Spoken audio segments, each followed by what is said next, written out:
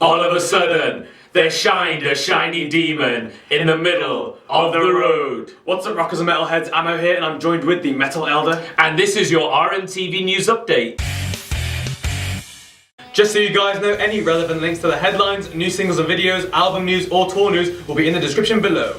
Asking Alexandria have had a busy few days in the headlines. First off, they confirmed that former Down and Dirty Make Me vocalist Dennis Shafarostov, or Stop, as the new frontman of the band, and dropped new track I Won't Give In, the first taste of music with the new lineup. A day later, the band announced they'd have to cancel their upcoming UK shows in Manchester and London due to visa problems with their new vocalist. However, the remaining members of the band are still heading to the UK to meet up with fans, which is pretty damn rad of them. Then, guitarist Ben Bruce revealed that Danny Warsnop's departure was an inevitability and needed to happen for a few years, as Danny just stopped caring about the band and his heart wasn't in it anymore. He didn't like screaming, heavy music with the fans, he didn't like anything to do with asking Alexandria. Finally, Dennis Stoff opened up about joining the band and was asked about distinguishing himself from ex-frontman Danny Warsnop. He said he doesn't see the point of comparisons, as this is a whole new chapter for himself and asking Alexandria. He goes on to say he was extremely stoked with this opportunity and poured all of his emotions into the new record. In other news, Mark Hoppus has given an update on Blink-182 and says they are moving forward in their friendly divorce with former guitarist Tom DeLonge and hopes things don't get too lawyery.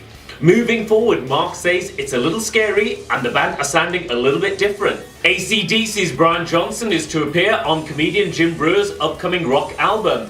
Jim was on Sirius XM's Opie and Jim Norton show and spoke on getting the rocker on the album, how the recording session went, and what Brian told him about Phil Rudd and his legal troubles. Adding to this, the comedian also performs the best Geordie accent I have ever witnessed by an American. If you want to hear this impressive impression, you know where the link is. Slayer have given insight into their switch of record labels. Over the last 2 decades, Slayer were amicably signed with Rick Rubin's American Recordings, but Kerry King has revealed that the offer the band received for doing their 11th album with the label was, quote, insulting. Thus, the album titled Repentless will be released via Nuclear Blast. More additions have been made to the Guitar Hero Live tracklist. They are A Day to Remember, Rise Against, Architect, Beartooth, Hailstorm, Tenacious D, Soundgarden, Pearl Jam, Anthrax and Shevel. Which singles of these do you ask? Full list in the description. In album news, congratulations to 21 Pilots who achieved their first #1 album on the Billboard 200 chart with their 4th record, Blurry Face. The duo sold 134,000 copies in their first week and 147,000 by May 24th. Collectors, take note, the first 8 Black Sabbath albums are to be reissued on vinyl. The first 3 albums are to be reissued on June 22nd, Volume 4 will be out on the 29th, and the group's final 2 discs will hit the shelves on July 13th. Bring Me the Horizon's 2 CD live Wembley DVD package is being pushed back.